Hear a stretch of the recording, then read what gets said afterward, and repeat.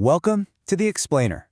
If you're looking to absolutely master the pharmacology of osteoporosis, well, you are in exactly the right place. Today, we're doing a high-yield, whiteboard-style review of osteoporosis medications. We're going to mentally sketch out exactly how these drugs work on a cellular level and equip you with some high-yield mnemonics to make it all stick. All right, let's dive right in. So here's our agenda for today. We'll be covering the bone remodeling balance, decreasing resorption, increasing formation, dual-action therapies, and finally, a quick summary and retention check. We'll be using a really simple color-coded mental model to keep everything straight as we go.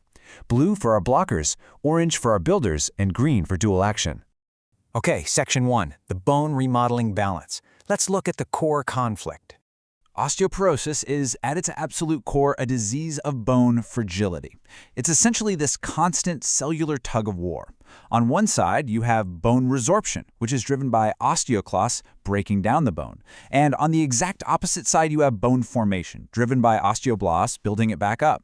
Now, in osteoporosis, the resorption simply outpaces the formation. It's just a losing math equation. And this sets up our two main pharmacological targets, right? We either need to slow down the osteoclasts or we need to speed up the osteoblasts. Moving to Section 2, decreasing bone resorption by targeting those osteoclasts.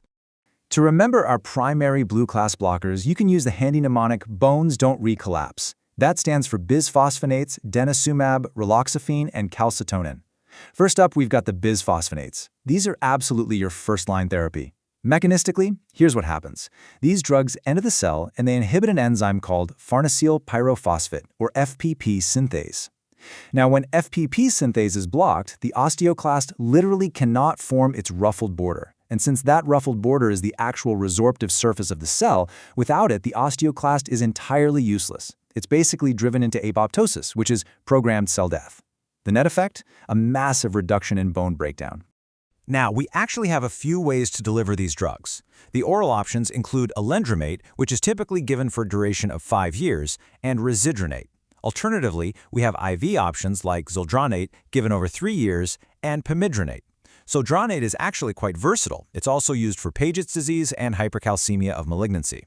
But the absolutely crucial point here revolves around the strict rules for oral administration. You just have to remember the up rules. Take them post-water, on an empty stomach, and the patient must remain strictly upright for 30 minutes. That is totally critical to prevent severe esophagitis. And this naturally brings us to a really critical side effect profile. Bisphosphonates carry the absolute maximum risk for hypocalcemia out of all the osteoporosis drugs. It's a persistent threat we're going to keep seeing today. You also really need to watch out for longer-term, somewhat paradoxical risks. We're talking osteonecrosis of the jaw and those atypical femoral fractures that literally look like a snapped piece of chalk, which is exactly why they're called chalk stick fractures. All right, let's move on to Denosumab. This one is a monoclonal antibody. So instead of poisoning the osteoclast from the inside like our last drug, Denosumab works completely outside the cell. It binds to and blocks RANKL ligand, which is basically the signal that osteoclasts need to mature. By blocking that interaction, the osteoclast just fails to mature and activate altogether. However, because we are still fundamentally shutting down osteoclasts, the side effects heavily overlap with bisphosphonates. So yep, you still have to monitor for osteonecrosis of the jaw, those atypical femoral fractures, and of course our persistent threat, hypocalcemia. Next up in our blue category is Raloxifene. Now this drug is a selective estrogen receptor modulator, or SERM. Mechanistically, it has a really fascinating dual nature. On bone cells, it acts as an estrogen agonist, helping to actively preserve bone density. But on breast and uterine tissue, it acts as an antagonist, directly blocking estrogen. This gives Raloxifene a highly specific clinical niche. It's used for postmenopausal osteoporosis in women who also have an increased risk of breast cancer, since it actively lowers that risk. But, there are trade-offs. Side effects include hot flashes and a risk of thrombosis. It's actually the exact same blood clot risk you see with another SERM, tamoxifen. And yes, for sure, it can also cause hypocalcemia. Finally, rounding out our anti-resorptives, we have calcitonin, which is actually often derived from salmon hormone. It directly inhibits bone resorption, but to be honest, it has largely fallen out of favor for routine osteoporosis treatment. Today, its main niche is really just for Paget's disease or osteoporosis prophylaxis.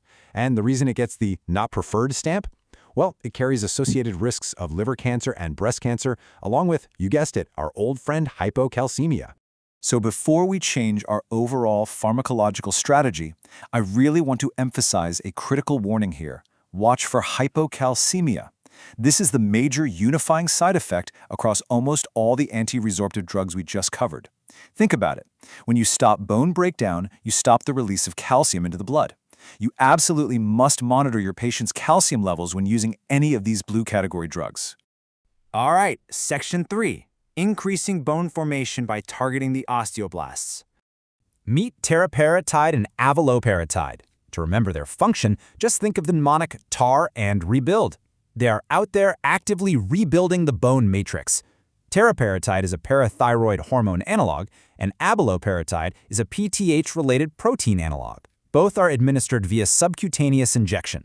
By binding directly to receptors on the osteoblasts, they actively stimulate these cells to lay down brand new bone matrix. So they aren't just preventing loss, they are actively building bone. Because of this, they are incredibly useful, but they're often reserved for when a patient unfortunately experiences a fracture despite already being on bisphosphonate therapy.